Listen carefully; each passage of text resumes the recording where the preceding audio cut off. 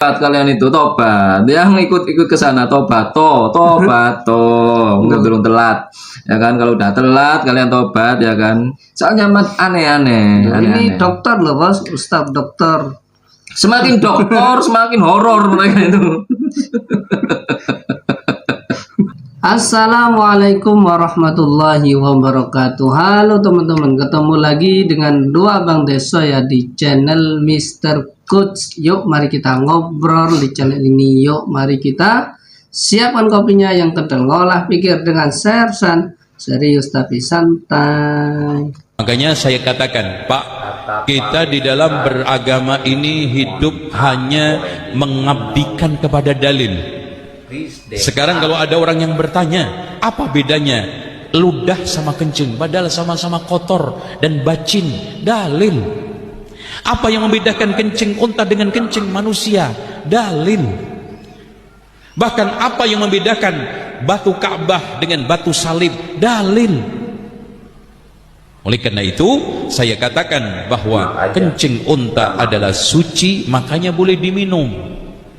Kalau mercik ke pakaian apalagi, nggak apa-apa, diminum aja boleh gitu. Bahkan sebaliknya, yang boleh ngenai pakaian badan belum tentu boleh masuk ke mulut, tapi yang boleh masuk ke mulut tentu boleh ke badan, ke pakaian. Itu sudah clear. Betul bos. Betul. Tapi anehnya, kenapa minuman yang disuguhkan di meja Pak Ustadz ini, kenapa bukan kencing gitu loh? Loh, kencingnya siapa bos? Terserah lah. Yang boleh itu kencingnya unta bos. Ya bilang aja kencingnya jamaahnya kasih kencing unta Ustaz.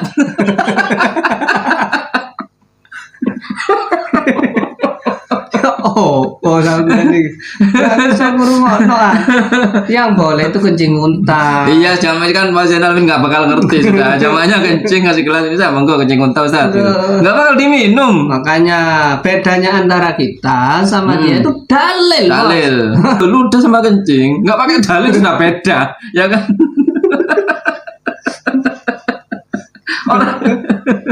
Orang stres mana yang bisa menyamakan ludah sama kencing itu?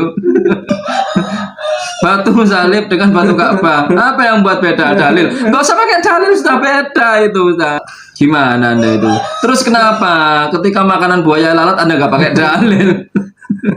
Di dalam kasus ini kencing nih teman-teman ya, hadisnya kencing onta itu kan kronologisnya begini itu ya. Apa bos? Orang sekelompok orang dari suku mana gitu bos ya, yang pasti Arabi dia, mungkin Badui bos ya. Kemudian dia datang ke Madinah, terus mereka sakit. Nah, mereka minta petunjuk pada Nabi gitu loh bos. Oh, ada yang sakit. Dan pergi ke Rasulullah. Rombongan ini semuanya banyak yang sakit. Oh, banyak yang sakit. Minta petunjuk pada Rasulullah. Kemudian Rasulullah memberi petunjuk untuk meminum susu dan kencing onta. Ingat, susu dan kencing onta. Minum, bukan kencingnya saja. Itu waktu itu obatnya itu susu dan kencing. Itu sekaligus berarti. Itu bos. Habis itu mereka melakukanlah itu bos. Melakukan hal itu. Terus sembuh. Dan mereka sehat sudah. Setelah mereka sembuh dan sehat, mereka diam-diam lalu membunuh si pemilik onta ini, si penggembala ontanya dibunuh. Itu, dan ontanya mungkin diambil, begitu teman-teman ya. Lalu mereka menjadi murtad, terus melarikan diri dan dikejar oleh kaum muslimin dan mereka dibunuh juga akhirnya. Begitu kisahnya. Bisa jadi Rasulullah emang tahu ini orang nggak bener gitu loh. Oh, berarti ya, ketika mau sowan. Ketika mau sowan mungkin Rasulullah tahu ini orang nggak bener kan begitu. Ya sudah minum kencing onta sana. Dan hadis lain yang senada dengan ini, mungkin Rasulullah pernah menyuruh sahabat-sahabat yang lain untuk meminum air kencing onta secara umum. Kami tidak menemukan teman-teman ya. Secara umum maksudnya ada sahabat setiap kalian sakit minumlah kencing onta. Kami tidak menemukan hal itu teman-teman ya. Ini menjadi dalil sebenarnya pada kami bos. Sesuatu yang najis atau sesuatu yang diharamkan itu boleh kita konsumsi jika dalam keadaan darurat. Semisal untuk obat, untuk kesehatan apa. Jika memang tidak ada obat lagi selain itu gitu loh. Ya, Pak ya. Iya, Jika memang tidak ada obat lagi yang halal, yang baik, yang direkomendasikan dokter selain hal itu, teman-teman ya. Jadi ini solusi terakhir, opsi terakhir itu. Berarti Gitu loh. opsi terakhir. Jangan opsi pertama kan begitu, ya kan? Kalau opsi pertama bos laris bos kencing unta bos. Ya mungkin harus di riset. Mungkin di Saudi mungkin Ya. masih lari. Mungkin ada beberapa yang masih mengkonsumsi itu, Bos. Tapi untuk orang-orang modern kan nggak mungkin, Bos. Itu loh, Bos ya. Nggak mungkin, ya kan? Kalau memang urin itu sudah diteliti oleh dokter, Bos, sudah diriset, mungkin sudah benar-benar bisa, Bos, seperti racun kalajengking. Nah, itu kan sudah diriset, ya kan? Itu bisa, teman-teman, ya. Oke. Berarti kita itu dalam memilih hadis atau dalil itu jangan satu tok bos ya. Iyalah. Harus ada perbandingan, ada yang jika memang melakukan hadis ini ada dampak negatif, maka kita harus cari hadis yang lain sebagai pendukung itu loh, teman-teman ya. Karena apapun itu kotor, Bos. iya Kan kotor begitu, Bos, kotor.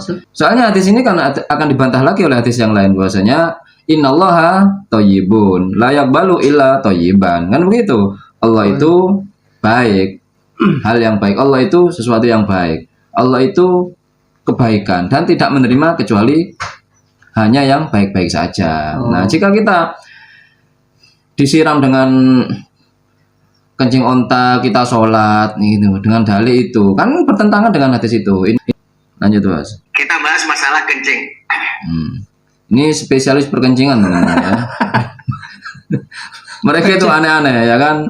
Manhaj mereka ada manhaj krokodil, ini manhaj urin ya kan. Oke. Semua kencing, perhatikan, semua kencing itu adalah suci. Semua kencing adalah suci. Udah? Air kencingnya kucing najis ora? Suci. Air kencingnya babi suci ora? Air kencingnya tikus suci ora? Suci. Sudah jelas? Air kencingnya jin suci ora? Jin suci kalau dia kencing ya. aduh. Semuanya air kencing suci bos. Rusak apa kacau ini bos. makanya mereka itu memang pengacau, Mas. Bukan hanya pengacau dalam segi hukum, dalam segi apa? Pengacau tatanan mereka itu. Ya Allah. Ya kan? Pengacau peradaban. Mereka Sampai ke babi loh air kencing kok suci. peradaban jika sama Suci, mereka yang megang peradaban, Bos. Kacau peradaban dunia nih, Bos ya, Bos ya. Kacau ya kan. Oh jelas-jelas babi itu kan najis loh bos. Air kencingnya nama suci kan sudah kebalik ini. Mungkin Ustadz ini akan mempunyai bisnis sebenarnya ya. Karena mungkin bisnis apa susah, banyak saingan. Bisnis ini banyak saingan. Hanya ada satu bisnis yang belum ada saingannya di Indonesia ini. Bisnis urin. Bisnis kencing, jual beli kencing. Ya kan? Diwadahi berarti. Nek mau kencing diwadahi. Enggak usah ke WC sudah. Nggak usah. Kencing siapapun ini lebih ekstrim lagi ini orang ya. Air kencing. Kencing apapun suci, termasuk jin, gundurwo, ya kan? Apapun, kencing apapun. Jika ada siluman, semuanya, ya kan? Semuanya suci, Bos. Sampai Suci. tikus-tikus bos ada. Tikus, kecoa, dia mungkin sudah koleksi, teman-teman. Ya. Sudah koleksi kencing. Di rumahnya mungkin ada laboratorium dari mungkin ada ribuan botol dan itu isinya adalah kencing dari berbagai mamalia, teman-teman ya. Ya, baik dari Homo sapien, terus mamalia atau hewan yang tidak berkaki itu, Bos. Hewan melata, teman-teman ya. Iya, Dari hewan melata sampai hewan berkaki 4 semuanya lengkap dia koleksi kencingnya, teman-teman ya. Sampai kencingnya Bahkan jamaahnya bos apa? Kencing jamaahnya. Itu kan dalam rangka promo dia. Oh, iya. Nanti di akhir ceramahnya, nanti di sana ada ember ibu-ibu ya, bapak-bapak, ibu-ibu yang perempuan sendiri, laki-laki sendiri. Mohon sumbangkan sedikit kencing Anda di sana.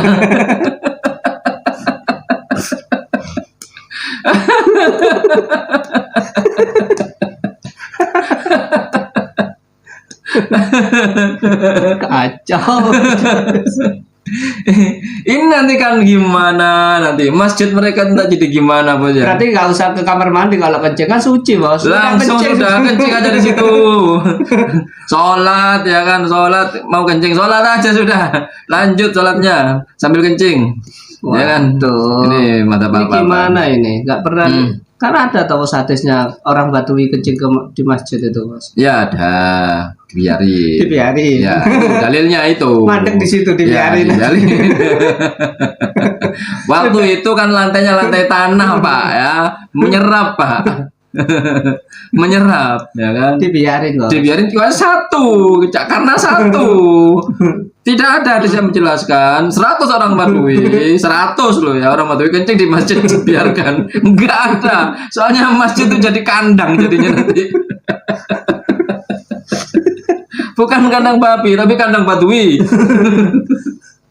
Ini loh teman-teman ya. Tobat kalian itu, tobat. Yang ikut-ikut ke sana tobat belum telat. Ya kan kalau udah telat kalian tobat ya kan. Soalnya aneh-aneh. Ini dokter loh bos, Ustaz dokter. Semakin dokter semakin horor mereka itu. Oke, sekarang kita yang lebih waras dulu, Bos. Ini kacau ini. Ya, dunia persilatan kalau sama mereka itu sudah, ya kan Bapak belur. Bapak belur sudah. Ya kan, mereka perusak tatanan, perusak peradaban, ya kan, perusak moral. Semuanya dirusak sama mereka itu, ya kan. Gila. Tapi kalian anehnya tuh, enggak sadar. Nah, Ya kan? zaman ke purba lagi nih bos. Zamannya ke purba lagi nih sudah kalau Makanya primitif lagi nih. primitif. Oke, lanjut. Kenapa reuni itu kalau bisa dihindarin? Reuni SMA.